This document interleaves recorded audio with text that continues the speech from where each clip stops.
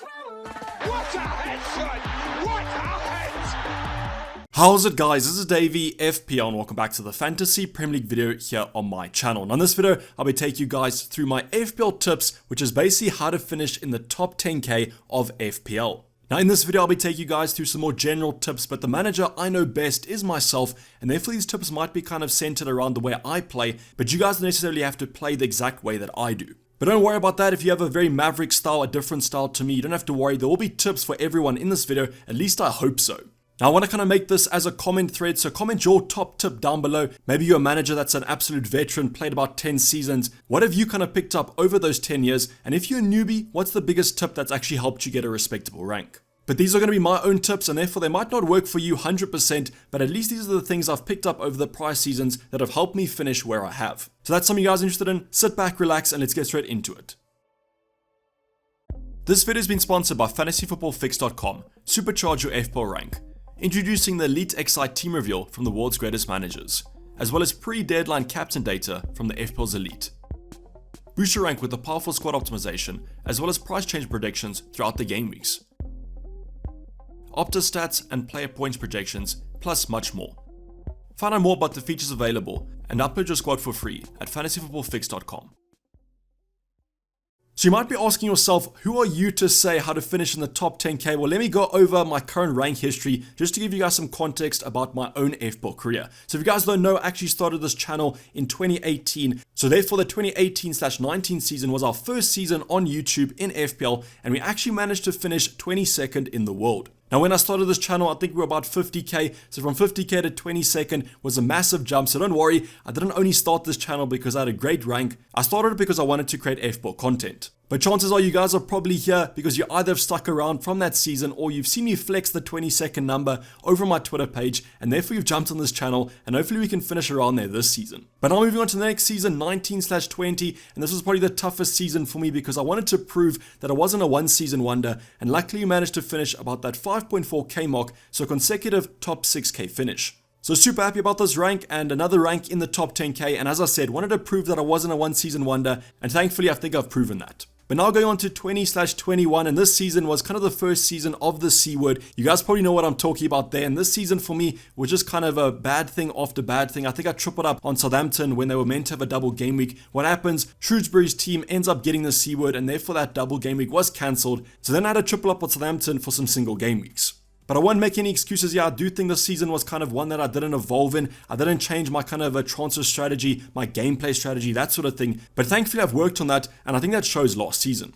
Talking about last season, 21/22 managed to finish 3.1k. If you guys are a recent viewer of the channel, a recent subscriber, subscribe if you're new or have not subscribed yet, as I always say. But yet another top 5k finish and a top 6k, so that's going to be 3 top 6k finishes out of 4 seasons. I don't know about you guys, but in South Africa, 75% is a university distinction, so I'll take that at the end of the day. I'll take my 75% and run, but hopefully we can improve on that this season. So that's why I've kind of titled this video how to finish in the top 10k, because I have done it 3 out of the last 4 seasons, but as with FPL, nothing is guaranteed at the end of the day.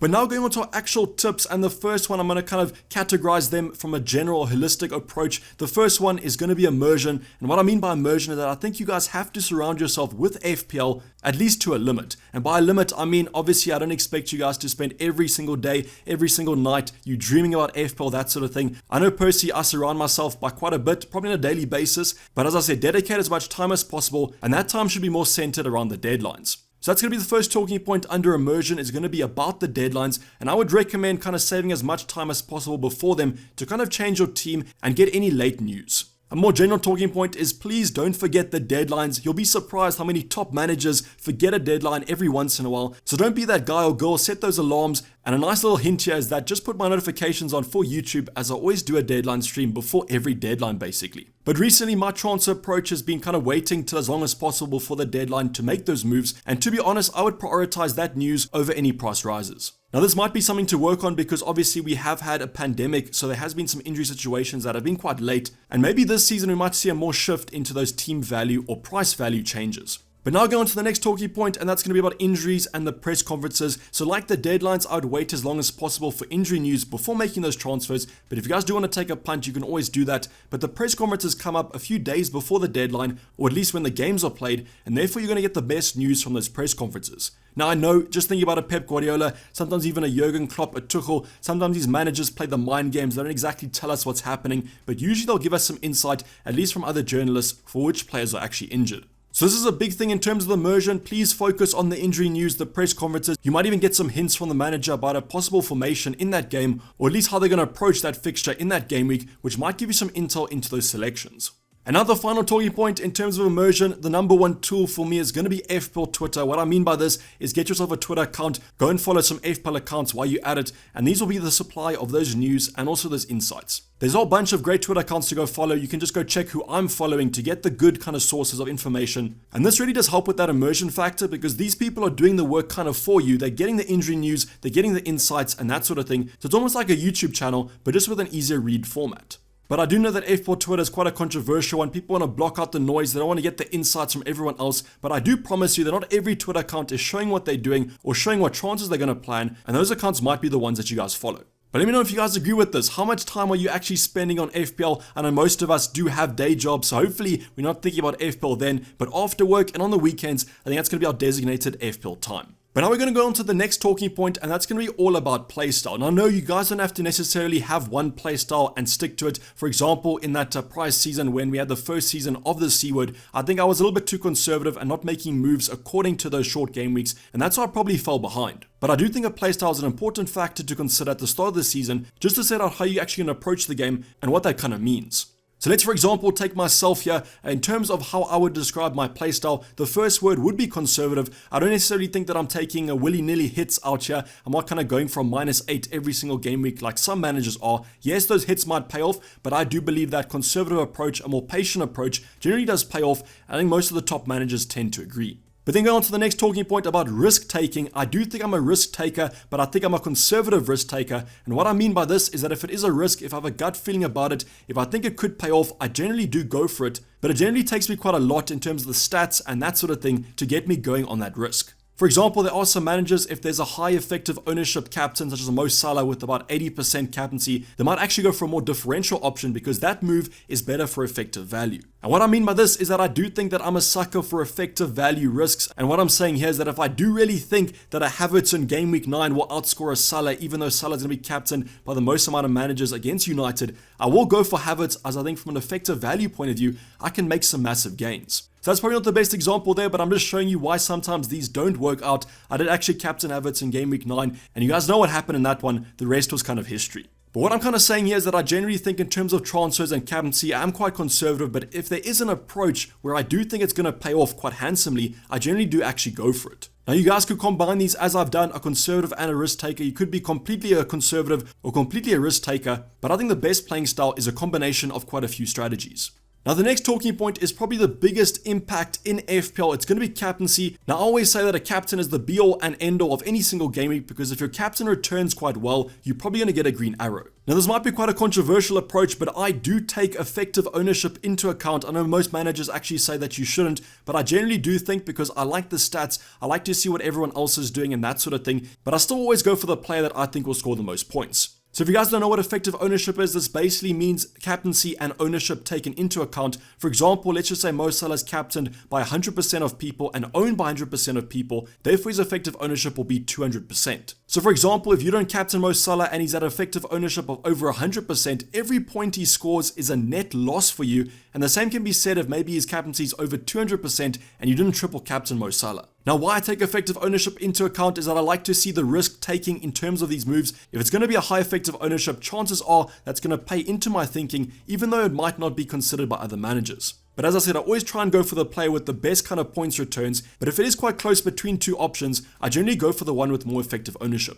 Now the next talking point is going to be a very big distinction that you guys have to make throughout the season. It's whether to go safe or risky in terms of your captaincy, and this will kind of depend on your ranking and the progression of the season. For example, if you're in game week 37, you want to kind of win your mini league, you'll probably go risky in terms of captaincy, but if you are kind of happy with your rank, you might actually go for a safety option. Now just remember, at the end of the day, FPL is a luck game, so just because that player is captained by the most amount of people, he won't necessarily get a big haul, or he might actually not blank, that sort of thing. So if you are a little bit scared about effective ownership, I would always go for the safer approach, as it might actually pay out in your favor. But I think in terms of safety versus risky, please, you have to pay more attention to your captains throughout the game weeks, because this might literally be the factor that gets you the top 10k or sets you in the top 3 million. Now the last talking point to go over in terms of captaincy is going to be eliminate VAR. So this could mean 3 things. The first thing is, no, I don't mean VAR in terms of the referee decisions. Please get that out your mind, as it's an inaccurate method actually proven this preseason when predicting offside. So we're not going to talk about VAR. I'm going to talk about variance, and then also I'm going to talk about value added risks. So I don't necessarily know if value added risks is the right kind of description. I know that value risk is what I'm trying to talk about here, but just kind of put any words you want to for A. But in terms of a value risk, what I mean by this is that when you are captaining an option that's effective ownership is going to be massive, please consider that risk at the end of the day. So this talking point kind of ties nicely into effective ownership and safety versus risky, because let's just say Mo Salah's captained by 90% of people and you don't captain him, that's going to be a massive value risk at the end of the day. Now yes, your captain could actually outperform him, but 1 or 2 points, is that worth the risk at the end of the day? I don't really think so. Now the last definition of VAR was actually meant for variance. I just wanted to tell you guys that you should generally focus on players that have a high points return, or at least a high points per game return, such as a Mo Salah, a Harry Kane, a Son, all these options. The more expensive options tend to have a better kind of points per game return, and that's why I always generally go for those options. So that's what I mean by eliminator variance in that point of view. I would go for a safe option, go for an option that's proven. You might go for 1 or 2 risky options throughout the season. Let's just say Mo Salah is playing Man City, 100%, that's fine. But just please pay attention to those low ownership players that might not be that great. Now the penultimate talking point, or the 4 out of 5, is going to be the transfer plan. And while the transfers are very essential, is how you actually approach them. When you actually make these transfers, how you make them. Are they going to be for a hit or cost, that sort of thing. This at the end of the day is probably the second biggest thing about FPL. So the first talking point about transfers is that you have to analyze your playing style. If you guys are a risky manager, a conservative manager, this will kind of implement how you use your transfers. You might be taking a massive amount of hits every single game week. You might actually bank your transfer once in a while to get that more conservative approach and give the players in your starting 11 a little bit more time. So this for me in terms of playing style is a case-by-case basis. I generally don't shy away from taking a hit if I do believe it's worth it, and that's where the next talking point comes into account with projected points. So predicted points, projected points, whatever you guys want to call it, this is basically an algorithm that predicts how many points a certain player will score over the upcoming games. Now there are various websites. You guys have just seen Fantasy Football Fix. I do use them for projected points, but there are a few other algorithms, and you guys can even create your own one. So what I mean by projected points, and the reason why I like to use this to kind of sense check my transfers, is let's just say I want to take out Mo Salah for Son. I will then look at the projected points over a certain amount of game weeks. That will then allow me to kind of sense check that transfer. Let's just say Son is going to outperform Salah by about 8 points in terms of projected points. I therefore would be willing to actually take a hit on that, because I should get about 4 points back. Now I do know what you guys are probably saying, projected points aren't set in stone. They might be wrong, they might be right, but at the end of the day, I am a stats kind of manager, and that's why I always do back them. One thing in terms of projected points and kind of transfers in general is that I think you guys have to analyze the situation, and as I always say, if you're going to captain the player you bring in for a hit, it allows a better chance of getting that hit back. What I'm saying by that is that in terms of a -4, if you're not going to captain the option, they have to score 4 points more than the option you took out. But if you captain them, that only has to be a 0.2 net gain. Now obviously you have to consider other captaincy options, that sort of thing, but in general, that's the usual rule that I do go for, and that's how I sense check my transfers. Now the final talking point, and this is something that you guys can't really learn, it's going to be about your gut feeling. If I do have a gut feeling about a transfer in, if I think it's going to pay off, I usually do go for it, because at the end of the day, the worst thing in FPL is to sit there at the end of the game week and the player that you wanted to bring in bangs, but the player that you brought in because you wanted to be safe ends up blanking. Now if you guys have been playing for a couple of seasons, you know what this feeling is like, and as I always say, the worst feeling in FPL, and that's how I always tend to go with my gut. But leave me in the comments down below, do you guys always trust your gut? Do you trust the stats more? That sort of thing. Always like to see how you guys actually play FPL.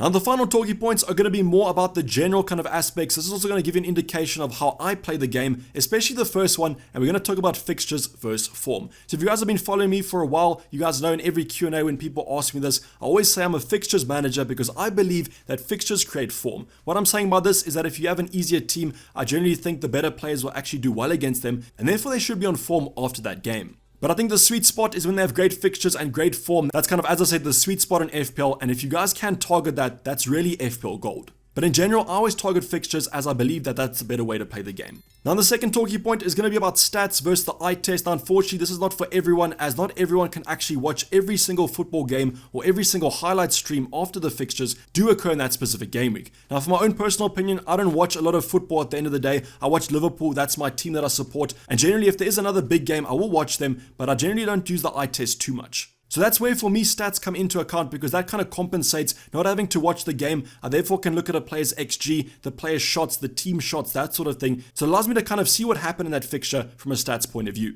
But I said throughout this video that I am on the analytics side of things, I'm on the stats side of things. It's my job, it's my FPL play style, but at the end of the day, that might not be how you guys play. Now the final talking point is going to be a very general one, and please remember that at the end of the day, FPL is just a game, and if it is affecting your mental health and that sort of thing, I would stop playing or consider how you're actually playing it and change it. Now I've been through this as an FPL manager, as a content creator, as a supporter. I've been through all facets of it's just a game, and I know that's quite hard to kind of comprehend, but at the end of the day, you have to do it for yourself. Also, something to add is that please don't look at your starting ranks and think that's going to be the rank you end at in game week 38. FPL might be won in game week 1, but it's also not lost in game week 1, and you guys can always improve your rank, as many managers have shown throughout these prior seasons.